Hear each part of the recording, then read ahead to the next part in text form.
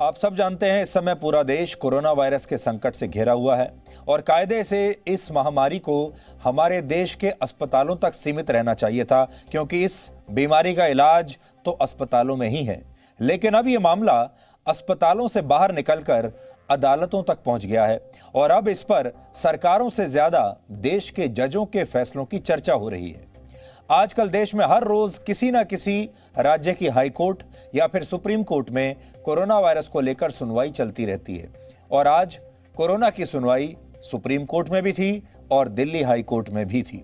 सबसे पहले आपको दिल्ली हाई कोर्ट में हुई सुनवाई के बारे में बताते हैं, जो काफी अहम है। आज दिल्ली हाई कोर्ट ने एक नहीं बल्कि दो बार दिल्ली की सरकार को फटकार लगाई। पहला मामला दिल्ली के 5 स्टार होटल अशोका होटल का है। दिल्ली सरकार ने अपने एक आदेश में कहा था कि इस 5 स्टार होटल में हाई कोर्ट के जज, स्टाफ और उनके परिवार के लिए 100 कमरे कोविड हेल्थ फैसिलिटी के नाम पर बुक किए गए हैं। यानी अगर दिल्ली हाई कोर्ट का कोई जज या उसके परिवार के लोग संक्रमित होते हैं तो उन्हें इस 5 स्टार होटल में रखा जाएगा। 100 कमरे अलग से बुक कर लिए गए हैं। इस पर हाई कोर्ट ने मीडिया की रिपोर्ट्स के आधार पर आज स्वतः संज्ञान ले लिया और दिल्ली सरकार से यह पूछा और कहा कि उसने, यानी हाई कोर्ट ने तो कभी भी ऐसा नहीं कहा कि ये सुविधाएं किसी 5 स्टार होटल में मिलनी चाहिए। यानी हाई कोर्ट ने यह कभी नहीं कहा कि उनके जजों को 5 स्टार सुविधाएं चाहिए। इसका मतलब है कि दिल्ली सरकार ने खुद अपनी तरफ से अशोका होटल को चुन लिया और बयान कुछ इस तरह जारी किया जिससे यह लगे कि दिल्ली हाई कोर्ट के अनुरोध पर इस होटल में हाई कोर्ट के जजों के लिए और उनके परिवारों के लिए 100 कमरे बुक किए गए हैं। और आज जब ये खबर अखबार में पढ़ी लोगों ने, जब ये अखबार में छपी आज सुबह, तो देश भर में इस खबर की चर्चा होने लगी और इस खबर का सिक्के जरिए एक बहुत गलत संदेश देश की जनता में गया, क्योंकि देश की जो आम जनता है उसे तो एक बेड नसीब नहीं हो रहा, उसे आज अस्पतालों में ऑक्सीजन नहीं मिल रही। और जब उसने ये पढ़ा कि जजों के लिए अलग से 5 स्टार होटल में 100 कमरे बुक किए गए हैं तो देश के आम लोगों को अच्छा नहीं लगा।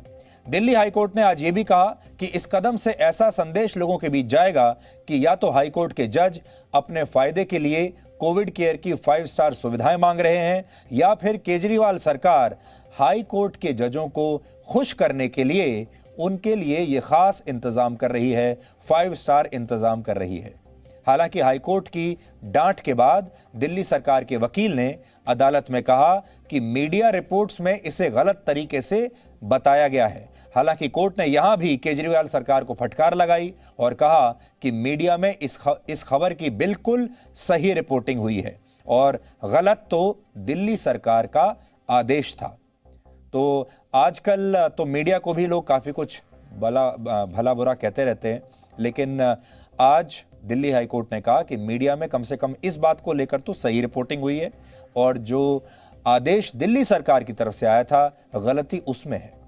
अदालत की इसी टिप्पणी के बाद केजरीवाल सरकार तुरंत इस फैसले को वापस लेने के लिए राजी हो गई और अदालत ने सुनवाई के दौरान जो बड़ी बात कही वो ये कि जब लोग कोरोना वायरस से मर रहे हैं और अस्पतालों में इतनी भीड़ है, तब जजों के लिए 5 स्टार होटल में 100 कमरे बुक करना क्या आम लोगों का मजाक उड़ाने जैसा नहीं है? और हम भी यही कहते हैं, बिल्कुल अगर ऐसा किया गया था तो ये एक तरीके से आम लोगों का मजाक उड़ाना है। अब आप सोच रहे होंगे कि दिल्ली सरकार ने अशोका होटल में ही जजों को कोविड केयर की 5 स्टार सुविधाएं देने का फैसला क्यों किया। अब हम आपको इसकी वजह भी बताते हैं। आप में से जो लोग दिल्ली में नहीं रहते, अलग अलग शहरों में रहते हैं, शायद उन्हें अशोका होटल के बारे में पता ना हो। अशोका होटल दिल्ली का एक 5 स्टार होटल है और यह फैसला इसलिए लिया गया क्योंकि ये एक सरकारी होटल है और हमारे देश में अक्सर सरकारी व्यवस्थाओं का इसी तरह से इस्तेमाल किया जाता है, या ये कह लीजिए कि दुरुपयोग भी किया जाता है। वर्ष 1956 में जब यूनेस्को की 9वीं कॉन्फ्रेंस दिल्ली में होने वाली थी, तब तत्कालीन प्रधानमंत्री जवाहरलाल नेहरू ये चाहते थे कि ये कॉन्फ्रेंस किसी नए होटल में हो, क्योंकि तब दिल्ली में इस तरह की बड़ी हाई प्रोफाइल कॉन्फ्रेंस के लिए कोई जगह नहीं थी। तो उन्होंने ये नया होटल बनवाया और वो चाहते थे कि इस होटल में जब ये कॉन्फ्रेंस की जाएगी यूनेस्को की, तो यूनेस्को खुश हो जाएगा, वो यूनेस्को को प्रभावित करना चाहते थे, इंप्रेस करना चाहते थे, और इसलिए 1956 में तब उन्होंने इस होटल को बनवाना शुरू किया। इसी कॉन्फ्रेंस के लिए इस होटल को चुना गया, ये जो अशोका होटल है, और वर्ष 1956 में बनकर ये तैयार हो गया। तब ये होटल 550 कमरों का था, और आज आप इसकी तस्वीरें देख सकते हैं। ये पुरानी तस्वीर है जब ये होटल बन रहा था। उस दौर में ये होटल सरकारी कार्यक्रमों और सरकारी कॉन्फ्रेंसेस के लिए सबसे मनपसंद जगह बन गया था। 25 फरवरी 1968 को इसी होटल में पूर्व प्रधानमंत्री राजीव गांधी और सोनिया गांधी की शादी भी हुई थी। वर्ष 1980 में आतंकवादी संगठन एलटीटीई के प्रमुख प्रभाकरण को भी इसी होटल में हाउस अरेस्ट करके रखा गया था, और आतंकवादी मसूद अजहर भी गलत पहचान पत्र दिखाकर इसी होटल में ठहर चुका है। यानी ये होटल कई अहम मौकों का गवाह रहा है, और यह आजाद भारत का पहला 5 स्टार होटल है। दिल्ली सरकार ने कोशिश तो बड़ी अच्छी की, लेकिन हाईकोर्ट ने उसका ये खेल बिगाड़ दिया। कोर्ट ने कहा कि उसने सिर्फ सरकार से यह पूछा था कि अगर आज कोई जज कोरोना से संक्रमित हो जाए तो वो कहां जाएगा, लेकिन दिल्ली सरकार ने इसके आधार पर ही अशोका होटल में 100 कमरे बुक कर दिए।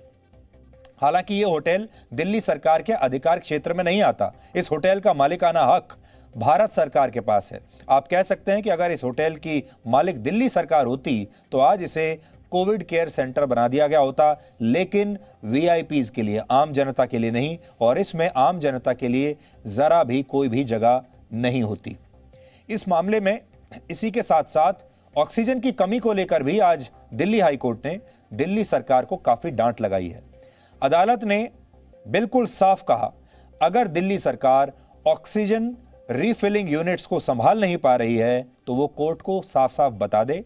अदालत केंद्र सरकार को यह जिम्मेदारी सौंप देगी, और ये आज के फैसले की एक बहुत बड़ी बात है। हाईकोर्ट ने ऑक्सीजन की कालाबाजारी को रोकने में भी दिल्ली सरकार को विफल बताया और उसकी आलोचना की। दिल्ली हाईकोर्ट ने केजरीवाल की सरकार को जो बड़ी बात कही वो ये है कि हमारा विश्वास डगमगा रहा है, आप अपना घर दुरुस्त कीजिए, आप प्रशासक हैं, आपको प्रशासन चलाना आना चाहिए, आपको हमने कभी पावर का इस्तेमाल करने से रोका नहीं। यह दिल्ली हाईकोर्ट की टिप्पणी है।